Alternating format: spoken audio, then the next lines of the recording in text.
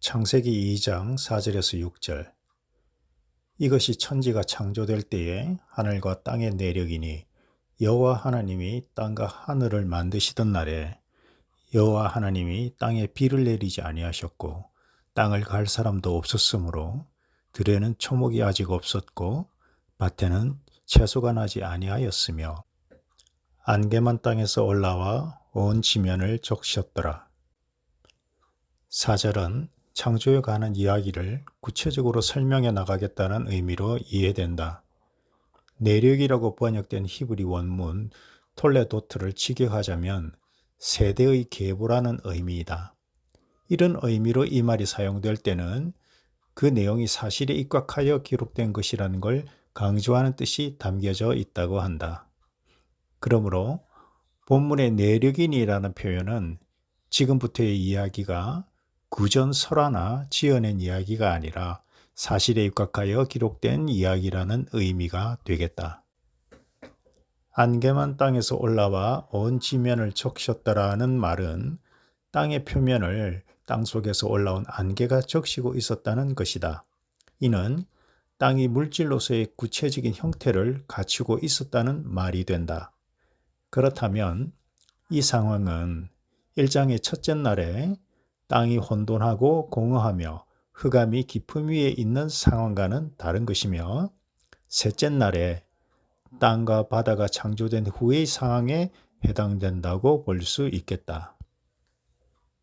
땅에 비를 내리지 아니하셨고라는 말은 1장의 셋째 날에서 땅과 바다는 생겨났지만 태양과 햇빛이 아직 창조되기 전의 상황에 해당된다고 볼 수 있겠다. 비는 햇빛에 의해 바다와 땅의 물이 수증기로 증발되어 구름이 형성됨으로써 가능해지는 것이다. 안개로 적셔진 땅과 바다는 있는데 비가 없었다는 것은 곧 태양의 햇빛이 아직 없었다는 말이 되는 것이다. 초목과 채소가 나지 않았다는 말은 1장의 셋째 날에서 땅과 바다가 생겨난 후 아직 땅이 식물을 내라는 말씀이 있기 직전의 상황에 해당된다고 볼 수 있겠다. 그렇다면 본문의 이야기는 창조의 셋째 날, 즉 1장 10절에서 11절로 넘어가는 그 지점에서부터 시작하여 1장에서 기술한 창조 이야기를 좀 더 상세하게 기술하겠다는 의미로 일단 이해가 되는 것 같다. 창세기 2장 7절. 여호와 하나님이 땅의 흙으로 사람을 지으시고 생기를 그 코에 불어넣으시니 사람이 생령이 되니라. 사람은 흙으로부터 창조된 피조물이라고 말씀하고 있다. 이 부분은 다른 동물들도 동일하다. 사람의 창조는 흙에서부터 시작된다는 의미로 우선은 이해하고 넘어가자. 생기는 원어적으로 생명의 기운이라는 의미이다. 이를 영혼이나 영으로 이해할 수 있는 문자적 근거는 약해 보인다. 하지만 다른 동물들은 흙으로 지으시고 따로 생기를 불어넣었다는 언급이 없다는 점과 이 생기가 하나님께로부터 직접 나온 생기인 점을 고려할 때 이 생기는 육체적인 생명력과는 다른 특별한 생명의 기운으로 이해할 필요는 있어 보인다. 생령이라는 말도 원어적으로 다른 동물들을 지칭하는 경우와 차이가 없는 용어이다. 그냥 살아 움직이는 생물이라는 의미이다.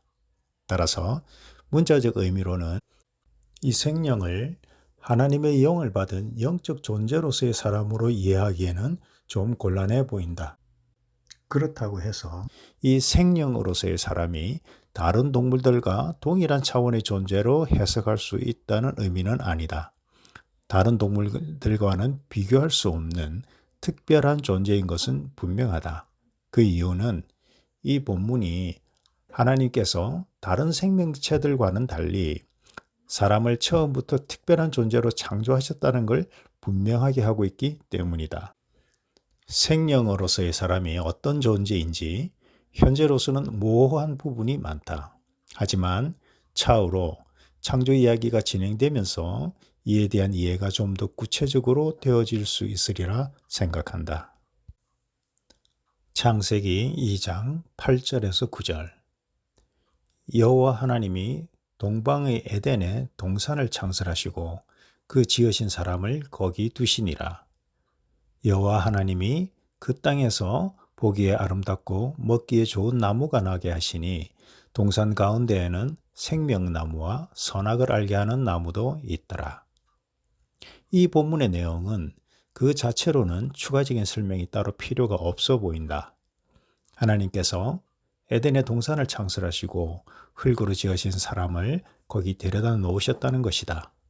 그런데 이 본문에서 1장의 이야기와 서로 맞지 않는 부분들이 있다. 이 부분들을 좀 정리해 보자. 하나, 1장에서는 식물이 셋째 날, 사람이 여섯째 날에 창조되었는데 여기서는 사람이 먼저 창조되고 그 후에 동산에서 식물과 동물이 순차적으로 창조된다. 둘, 1장에서는 남자와 여자가 함께 여섯째 날에 창조된 것으로 언급이 된 반면 여기에서는 남자가 먼저이고 여자는 식물과 동물 다음으로 창조된다. 셋, 1장에서는 전 지구적으로 식물과 동물과 새와 바다 생물이 창조된 반면 여기서는 특정한 지역, 즉 에덴 동산에 한정하여 식물과 동물의 창조를 언급하고 있다. 그렇다면 에덴 동산 바깥은 어떤 상황인가? 넷, 1장에서는 씨 가진 열매 맺는 나무를 창조하시고 이를 모두 사람에게 먹거리로 주셨는데 여기서는 씨 가진 열매 맺는 나무 외에 생명나무와 선악을 알게 하는 나무가 있다. 그리고 생명나무 열매는 영생을 얻게 되는 열매이고 선악을 알게 하는 나무 열매는 사람이 먹으면 죽게 되는 금지된 열매이다. 다섯, 1장에서는 전혀 언급이 되지 않은 이 에덴 동산은 지구상에 존재한 동산인가? 이런 부분들을 전체적으로 생각해 볼 때 에덴 동산의 창설부터 시작되는 이 이야기는 1장의 천지창조 이야기와 서로 1대1로 연관지어 생각할 수 있는 것이 아닌 걸로 판단된다. 즉, 2장 4절부터 시작되는 창조 이야기는 1장에서의 천지창조 이야기를 재차 자세하게 풀어주는 이야기로 이해할 것이 아니라는 말이다. 그러면 글의 순서에 따라 1장에서는 천지창조가 있었고 2장 4절부터는 천지창조가 완료된 이후에 일어난 일들을 설명하는 것으로 이해해야 하는가? 그렇게 되면 앞에서 이미 살펴본 바와 같이 창조 이야기가 전체적으로 앞뒤가 더욱 안 맞게 된다. 그렇다면 지금부터의 창조 이야기를 어떻게 이해해야 하는가?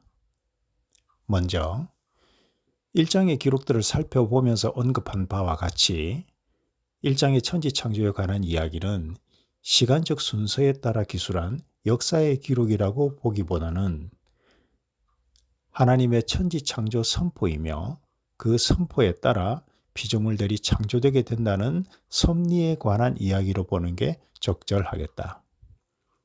특별히 빛의 창조에 관한 선포이며 이 빛으로 인해 또 이 빛을 위해 온갖 피조물들을 창조하신다는 내용이다. 우주 공간과 땅과 바다와 온갖 동식물들과 그리고 별들과 관련하여 그 탄생 과정이나 원리를 설명하고자 쓰여진 기록이 애당초 아닌 것이다. 그러므로 첫째, 둘째, 셋째 날 등과 관련하여 그것들의 문자적인 의미, 즉 그 역사적 시간과 순서의 생각이 고착된 채로 창조 이야기를 읽으면 창조 이야기는 온통 모순투성이라는 것을 발견할 수밖에 없다. 그것은 이미 우리가 살펴본 바다. 그리고 그 결과는 이 이야기들에 담긴 진정한 의미에 관한 고찰을 외면하거나 또는 무조건 문자 그대로 맹신하거나 아니면 성경 내용을 부분적으로 의심하게 된다. 묵상을 하면 할수록 생각이 복잡해지고 마음은 불편하게 되는 것이다. 1장에서 창조하신 각 날은 그 순서가 하나님께서 말씀하신 순서인 것은 분명한 것이지만 그 말씀에 따라 현상세계에서 창조가 실제 실현되는 것은 그 말씀의 순서와 꼭 동일하지는 않을 수 있다는 여지를 두는 것이 중요하다. 이를테면 첫째 날에 빛이 있으라고 말씀하신 그 빛, 즉 예수께서 실제로 이 땅에 오신 것은 지금으로부터 불과 2000여 년 전의 일이다. 그리고 그 빛의 창조는 세상 끝날까지 계속된다. 반면에 둘째 날에 말씀하신 궁창, 즉 우주 공간의 창조는 예수께서 이 땅에 오신 날보다 얼마나 더 오래전에 만들어졌는지 이를 추정조차 할 수 없다. 그리고 궁창 역시 지금도 그 창조가 진행 중이다. 그러므로 1장의 창조 이야기는 하나님의 선포가 섭리가 되어 그 때를 따라 빛과 만물과 사람이 창조되게 된다는 사실에 대한 기록으로 우리가 이해하는 것이 중요해 보인다. 이런 이해의 바탕 위에서 2장 4절부터의 창조 이야기는 사람 즉 빛의 창조에 그 초점을 맞추어서 그 내력을 소술해 가고 있는 것이라 이해하면 되겠다.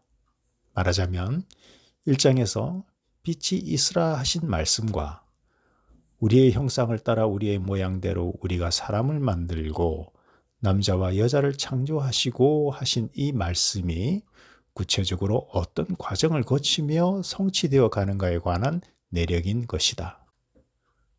우리로 표현된 삼위의 하나님께서 사람을 만드시는 과정은 먼저 여호와 하나님께서 흙으로 사람을 만드시는 데부터 시작해서 에덴 동산과 구약의 전 시대를 통하여 일하시고 다음으로 그리스도 예수께서 오셔서 교회의 기초를 만드시고 십자가를 지셨으며 마지막으로 보혜사 성령께서 오셔서 사람을 영으로 거듭나게 하시고 이 사람들과 함께 하시며 빛인 교회를 세워가고 계신 것이다. 그리고 최종적으로 이 빛을 위해 새 하늘과 새 땅이 준비되어 있다는 이야기다. 이것이 지금 이 본문에서부터 시작해서 요한계시록까지 기록된 내용의 요지이며 첫째 날과 여섯째 날에 선포된 말씀이 실제로 성취되는 과정인 것이다.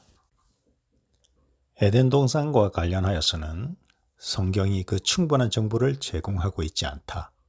따라서 주어진 정보만으로는 에덴 동산이 지구상에 실제했던 장소인지 지구 밖에 있었던 장소인지 아니면 지금도 우주 어디인가 존재하는 곳인지 또는 하늘나라에 속하는 동산인지를 확언하기가 어렵다. 당시 에덴 동산 바깥 세상에 대해서도 마찬가지다. 거의 아무런 정보도 제공하고 있지 않다.